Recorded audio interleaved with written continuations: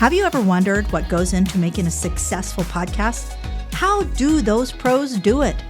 What are their secrets? Welcome to Pod Talk Today, a podcast about podcasting with the podcasters you love. I'm your host, Kim Hayden.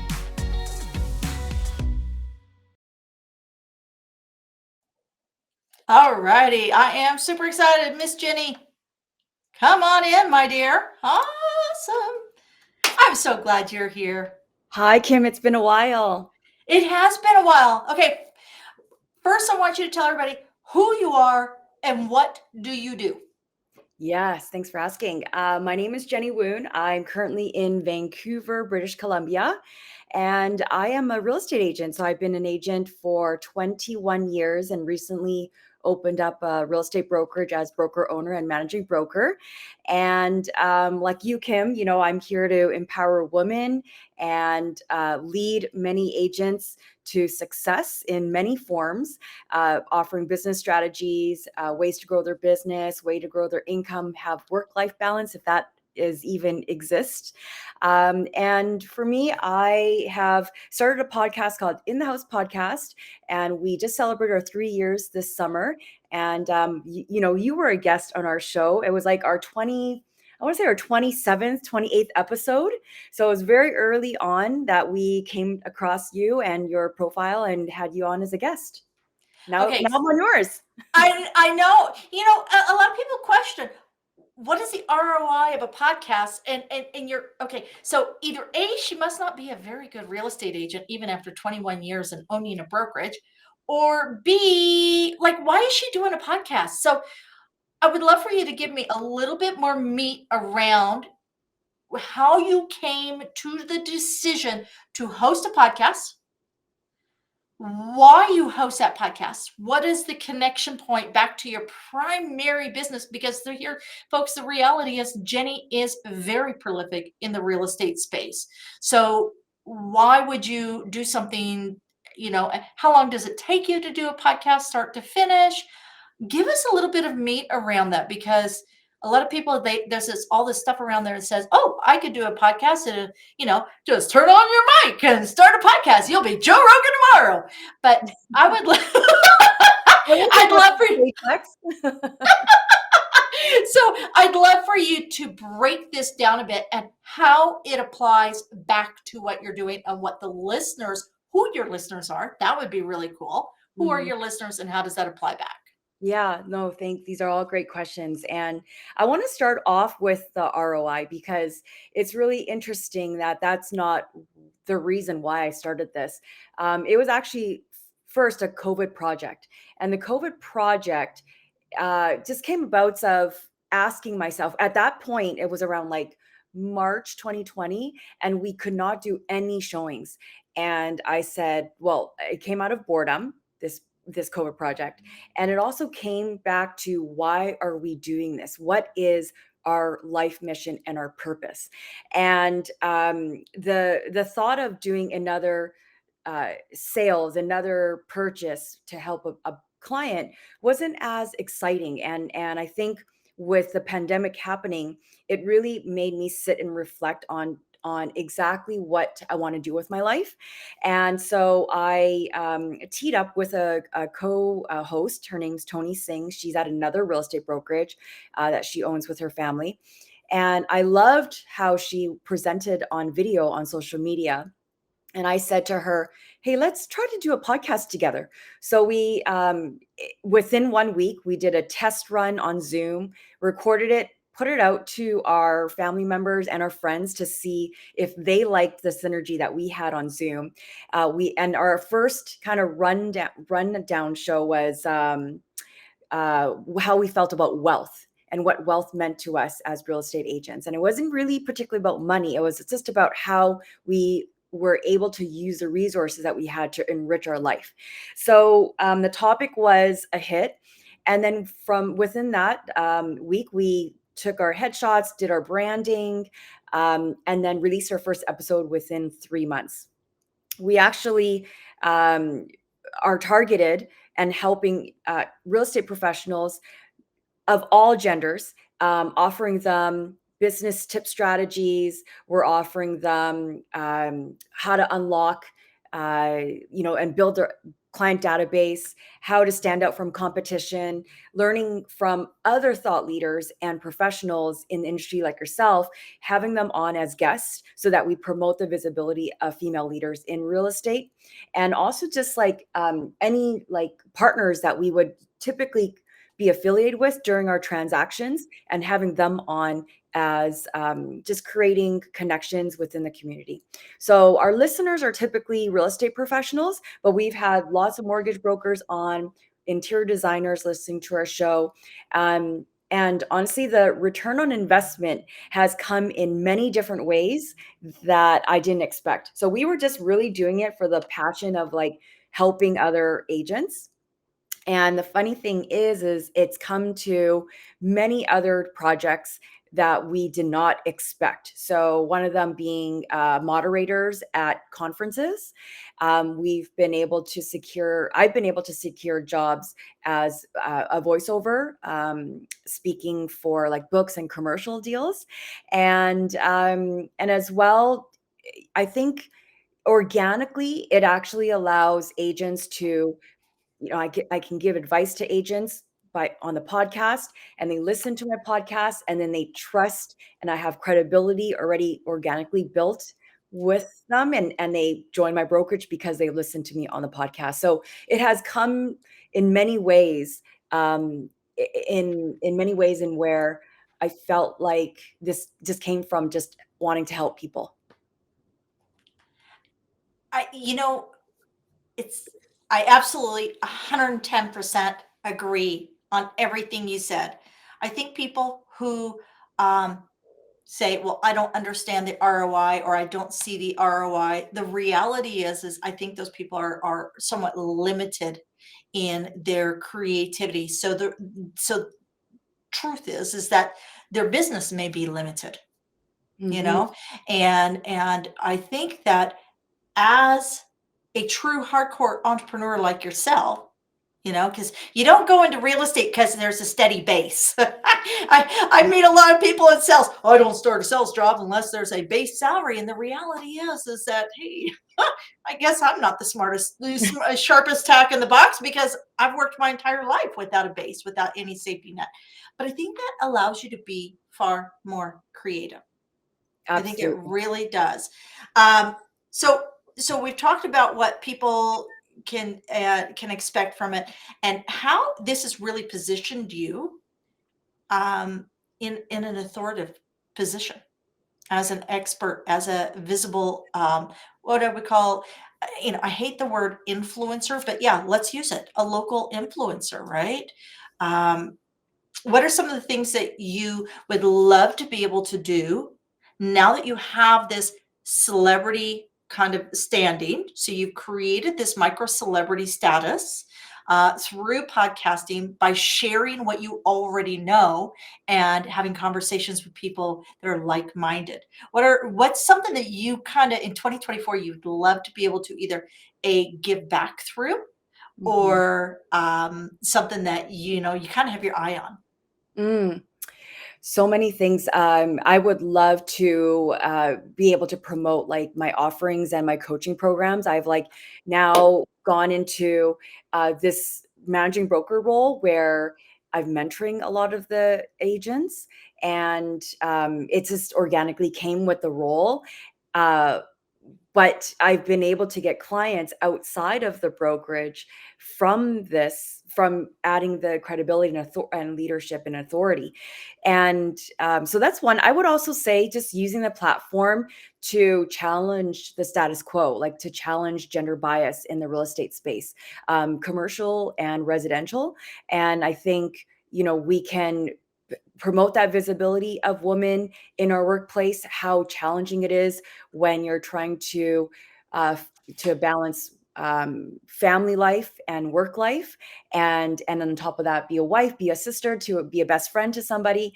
And I think those type of discussions are often felt in every single person, but not often Yeah. talked about in our industry, especially when our industry has a lot of just go grind hustle type of culture, and not everyone talks about how difficult it is to balance life, and how it mentally it's an emotional roller coaster for many. That whole balance thing, right? It's like life is a tightrope, eh?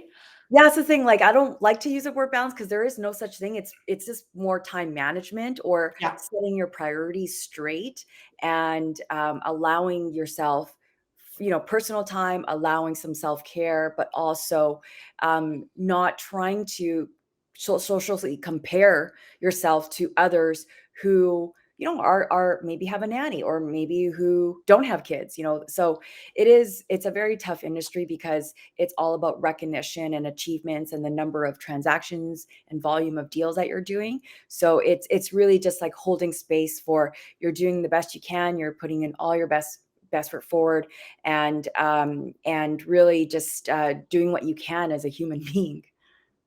absolutely. I mean, if we all just show up to the best of our ability, imagine how amazing this world would be.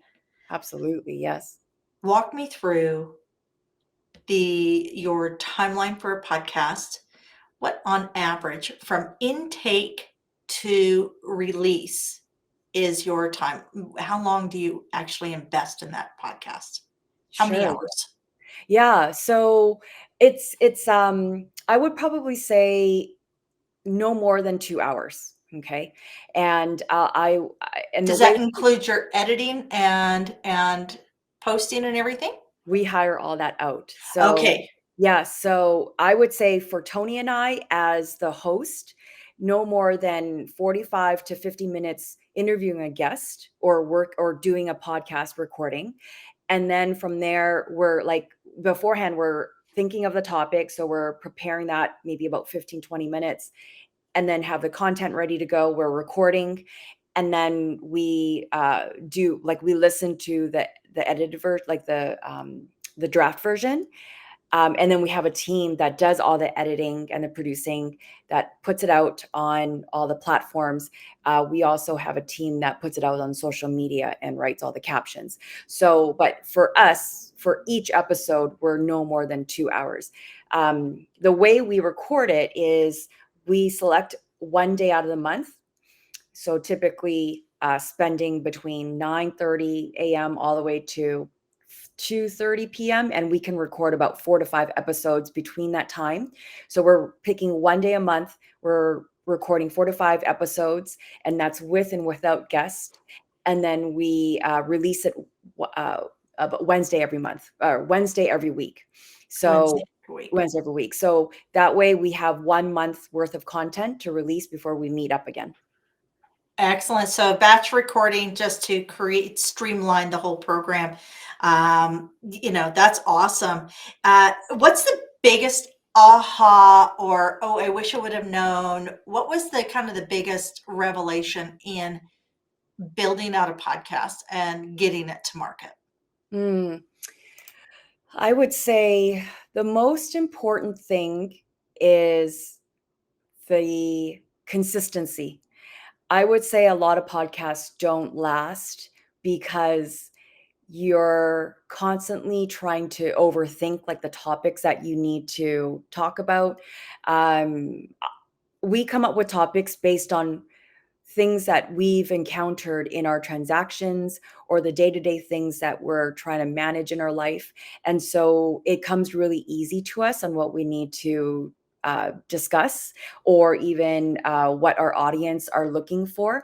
And when they come up to us, it's really exciting to know that they've either hired the services provided by the guests that come on the show, or they are using some of the tips in their own real estate practice.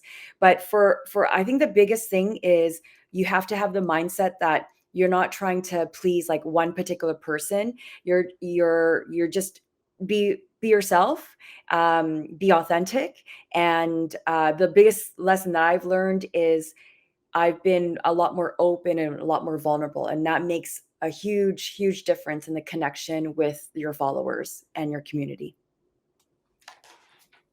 It is interesting because podcasting is almost like it's radio, on demand. That's really what podcasting is radio on demand. And the beauty of this entire on demand world is we get to hear from real people like ourselves. And this is not about having like a, I jokingly poked fun at Joe Rogan earlier, but it's not about having a Joe Rogan sized audience.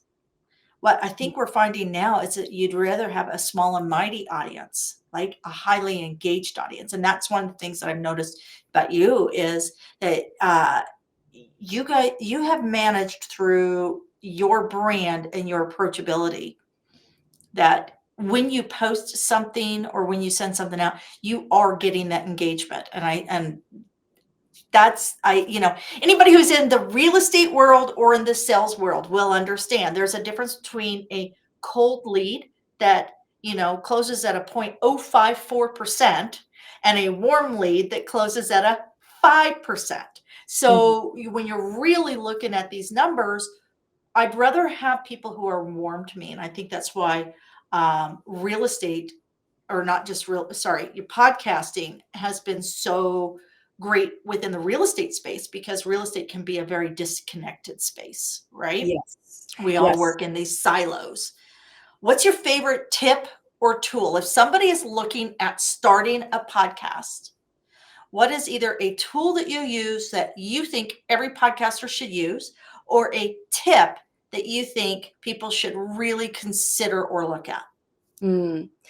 I would say AI has really helped in terms of um, when you get the transcript from the video or the audio, what that transcript is, and then they'll actually be able to summarize it into captions, Instagram captions for you.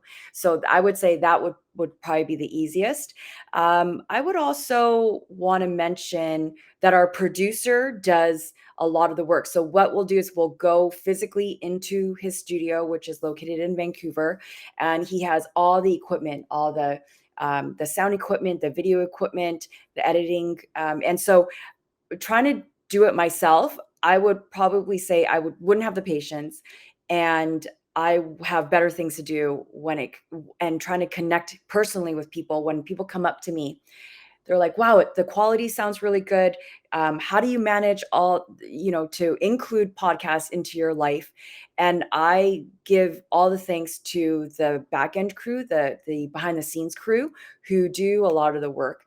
I'm just there to show up and to give information for, like I said, 2 hours in that episode. But a lot of time goes into the editing and into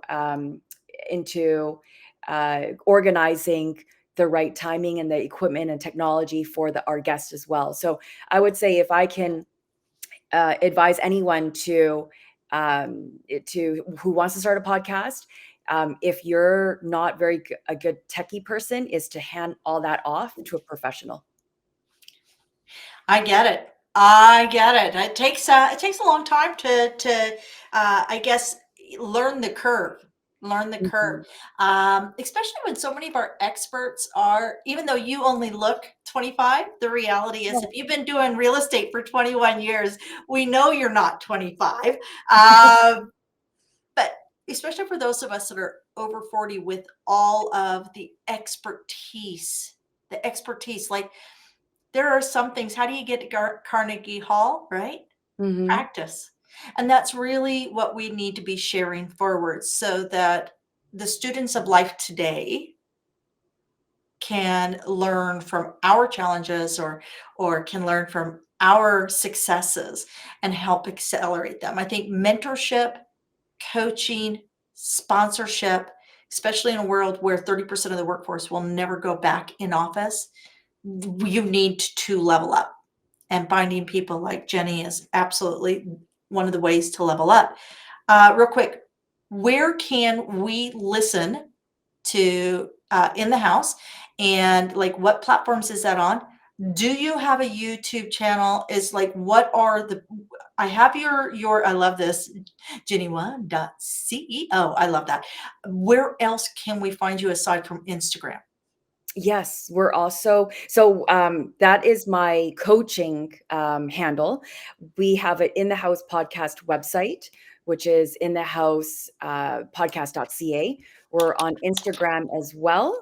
We have, just look us up, In the House Podcast, on YouTube, on Spotify, Apple Podcast, and as well Amazon. Awesome. I'm going to put that In the House right Yes. there, In the House podcast.ca. Do I have that correct there? You do, yes. Awesome. Awesome. Jenny is easy to find if you're looking to buy or sell in. This is yet one of the other benefits too, right? Or if you're looking to join an amazing team, it's Jenny Wun Realtor at gmail.com. Look her up. Take some time. At 3 years, that's a lot of podcasts. How many numbers are you up to now? Yeah, good. I think about 158, I want to say. 158. That is amazing. And you've done this all with a BFF and having some fun and all the side benefits. So true ROI has proven your authority, grown your community curiosity around who is Jenny and how can Jenny be part of what we're doing, has launched a coaching strategy and grown that into an entire, so I would say that alone is a great ROI right there. Yeah.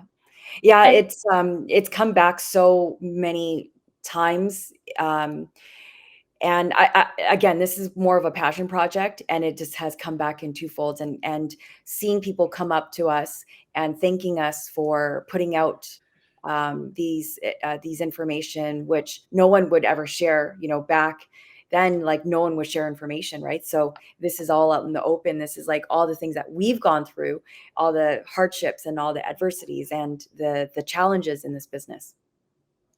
that's amazing. All right, Jenny, I can't thank you enough for sharing because I'm keeping these to about 22 minutes in and out because this hour has 22 minutes, Sorry. That's my total play. If you're not Canadian, there's a show. This hour has 22 minutes. It's actually how I learned about Canada when I first moved here. So you got to love media. You got to love media. You can learn anything, anywhere. We will have all of Jenny's contact information, all of her show information, everything will be in the show notes. And until next time, Jenny, thank you so much for joining us here at Pod Talk today. I'm your host, Kim Hayden. Check us out over at podtalktoday.com. Thank you for joining us on Pod Talk Today, where your message matters. If you like the show and want to support, it's as easy as like, subscribe, comment, and share. By the way, I love those 5-star ratings. Stick around as I've selected a few other episodes I think you'll love.